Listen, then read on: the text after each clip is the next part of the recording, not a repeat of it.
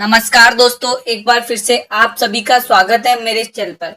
दोस्तों, अगर आप हमारे चैनल पर पहली बार विजिट कर रहे हैं तो मैं आपको अपने चैनल के बारे में बताना चाहूंगा। दोस्तों, इस चैनल पर आपको राजस्थान में होने वाली सभी प्रतियोगी परीक्षाओं से संबंधित complete video lecture wise series बिल्कुल फ्री ऑफ कॉस्ट मिलेगी। तो दोस्तों, आपको सिर्फ पढ़ना है। और दोस्तों, आज हम इस वीडियो के अंदर देखेंगे कि राजस्थान का भूगोल से संबंधित 50 बहुत ही महत्वपूर्ण प्रश्न जो सभी प्रतियोगी परीक्षाओं के लिए बहुत ही इंपॉर्टेंट होने वाला है। दोस्तों, ये वीडियो ऐसे ही वीडियोस पाने के लिए दोस्तों हमारे चैनल को कर लें सब्सक्राइब और बेल नोटिफिकेशन प्रेस कर दें ताकि आने वाले हर वीडियो का नोटिफिकेशन आप तक पहुंचता रहे। दोस्तों, आप कमेंट करके बताएंगे कि इस वीडियो में आपके कितने प्रश्न सही होते हैं। अब दोस्तों, बिना टाइम वेस्ट के करेंगे हम अपने वीडियो की स्टार्टिंग। आपके सामने दोस्तों पहला प्रश्न है, राजस्थान की कुल स्थलीय सीमा कितनी है? बहुत ही इंपॉर्टेंट प्रश्न है दोस्तों। राजस्थान की कुल स्थलीय सीमा 5,920 किलोमीटर है। प्रश्न दूसरा, राजस्थान की सबसे कम सीमा किस राज्य से लगती है? राजस्थान की सबसे कम सीमा किस राज्य से लगती है? इस प्रश्न का सही जवाब हो जाएगा दोस्तों उत्तर प्रदेश से। प्रश्न तीसरा, राजस्थान और पाकिस्तान के बीच अंतर्राष्ट्रीय सीमा की लंबाई कितनी है? यह भी बहुत इंपॉर्टेंट प्रश्न है दोस्तों। राजस्थान और पाकिस्तान के बीच में अंतर्राष्ट्रीय सीमा की लंबाई 1070 किमी है। प्रश्न चौथा,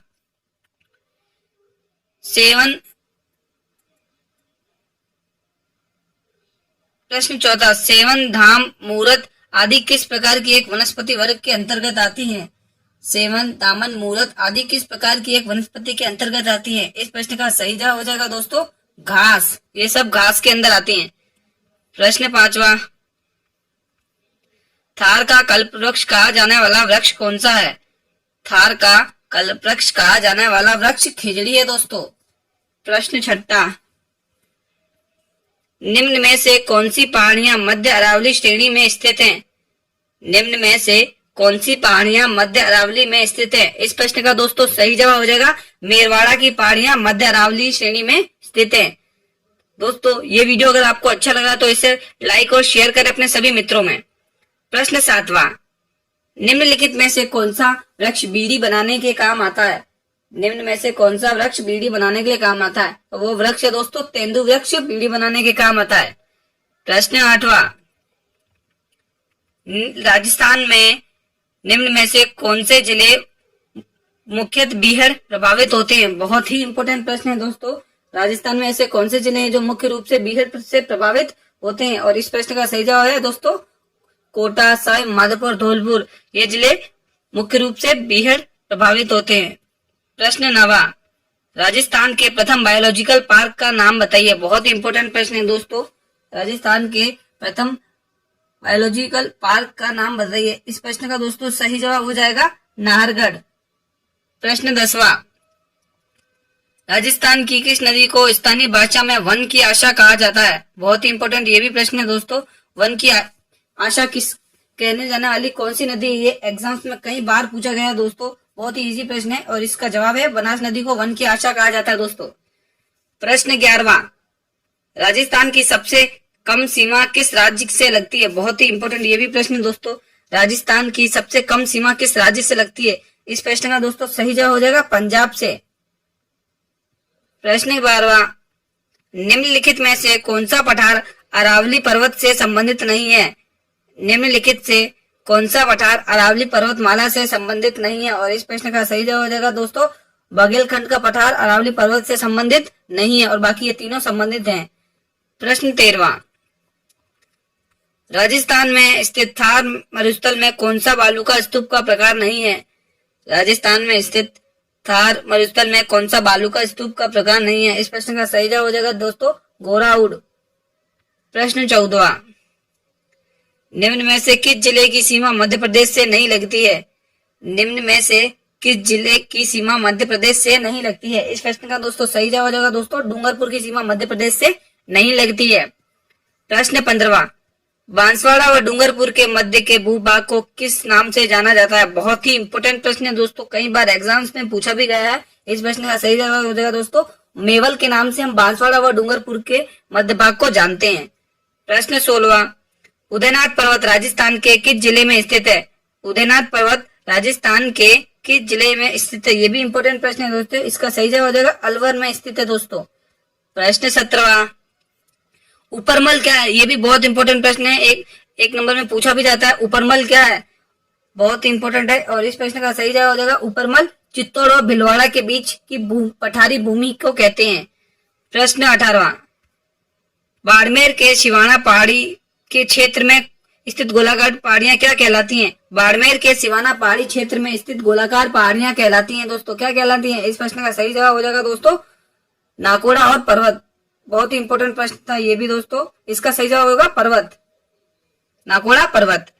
प्रश्न 19 दोस्तों, दोनों होंगी 56 की पहाड़ियां भी, ये दोनों होंगी 56 की पहाड़ियां भी होगी और नाकोड़ा पर्वत भी होगा, ये दोनों होगा, दोनों कहते हैं इनको।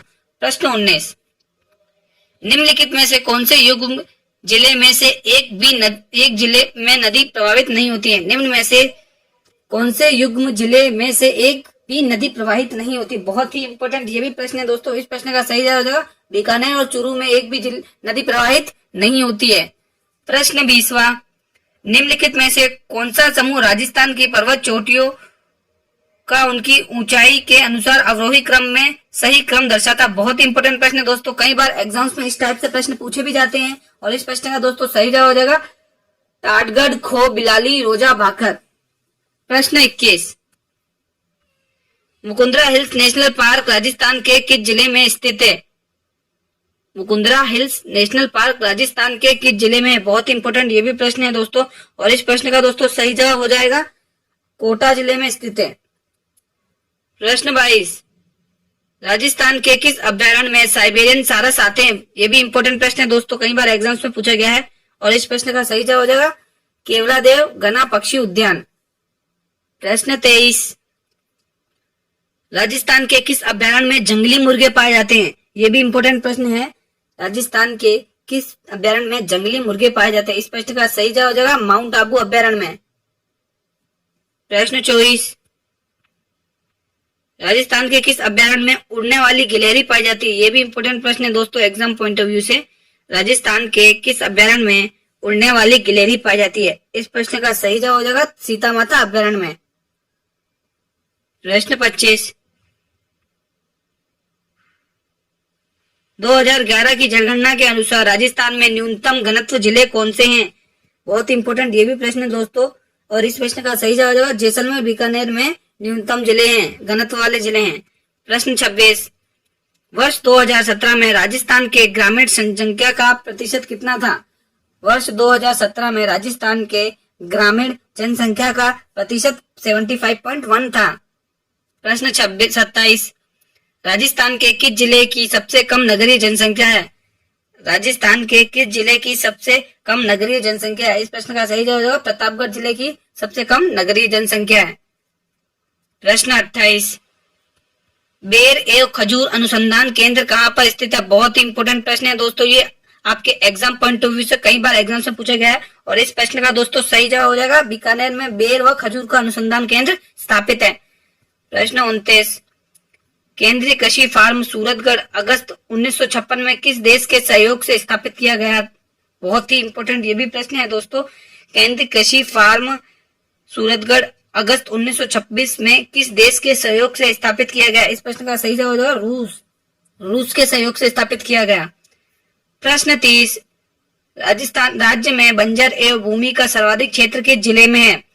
राज्य में बंजर एवं भूमि का सर्वाधिक क्षेत्र किस जिले में है? इस प्रश्न का सही जवाब हो जाएगा जैसलमेर जिले में है। प्रश्न 31, निम्न में से राजस्थान के किन जिलों में सर्वाधिक गेहूं पैदा होता है? बहुत ही इंपॉर्टेंट ये भी प्रश्न है दोस्तों। और इस प्रश्न का सही जवाब हो जाएगा जयपुर और गंगानगर में सर्वाधिक गेहूं पैदा होता है। प्रश्न 22, सीसा और जस्ता के उप उत्पाद के रूप में कौन सा अयस्क पाया जाता है? सीसा और जस्ता के उप उत्पाद के रूप में कौन सा अयस्क पाया जाता है? इस प्रश्न का सही जवाब हो जाएगा दोस्तों बेरिनियम पाया जाता है। प्रश्न 33, राजस्थान का प्रथम पवन ऊर्जा संयंत्र स्थापित किया गया था? बहुत इंपॉर्टेंट प्रश्न है।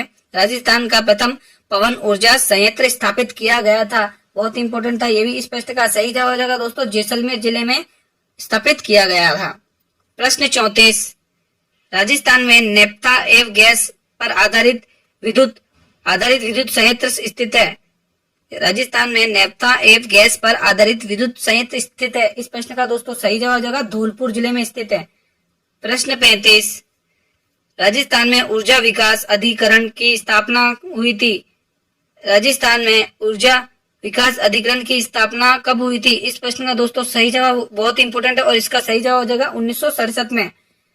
प्रश्न 36, राजस्थान में ऊर्जा की आधारित शक्ति ताप ऊर्जा का लगभग अनुपात कितना है? बहुत इंपोर्टेंट है प्रश्न दोस्तों।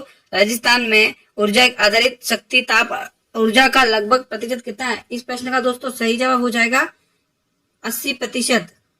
प्रश्न 37, राजस्थान में दक्षिण से उत्तर की ओर बहने वाली नदी कौन सी? इस पे दोस्तों स्टार बहुत ही इंपोर्टेंट प्रश्न है दोस्तों, कई बार एग्जाम्स में भी पूछा जाता है और इस प्रश्न का दोस्तों सही जवाब हो जाएगा दोस्तों चंबल नदी।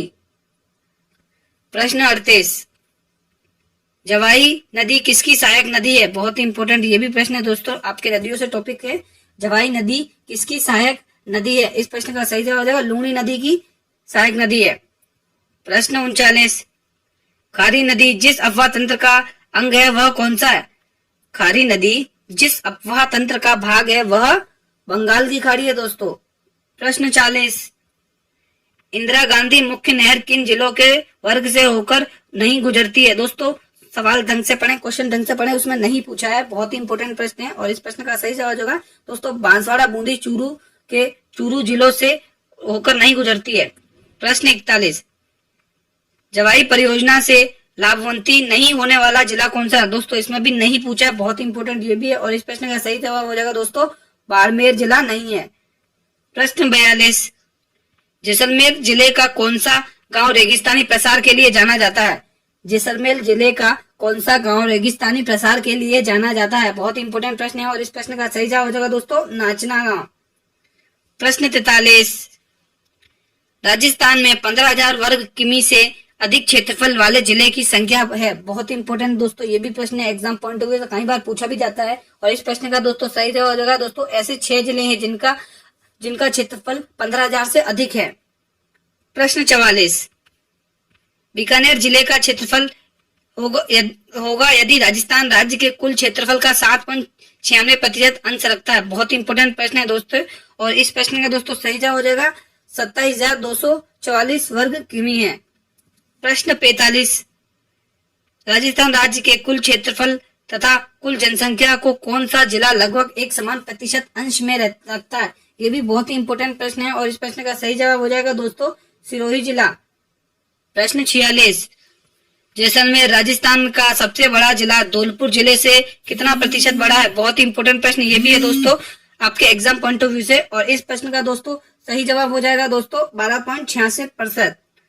प्रश्न 47, राजस्थान में घास के मैदान में चारागाहों को क्या कहा जाता है? बहुत इंपोर्टेंट ये भी प्रश्न है और इस प्रश्न का दोस्तों सही जवाब हो जाएगा उपजाऊ कहा जाता है। प्रश्न 48, राजस्थान के किस जिले से 70 डिग्री ई रेखा गुजरती है? ये भी इंपोर्टेंट प्रश्न है दोस्तों और इसका प्रश्न का सही जवाब हो जाएगा दोस्तों जैसलमेर जिले से गुजरती है।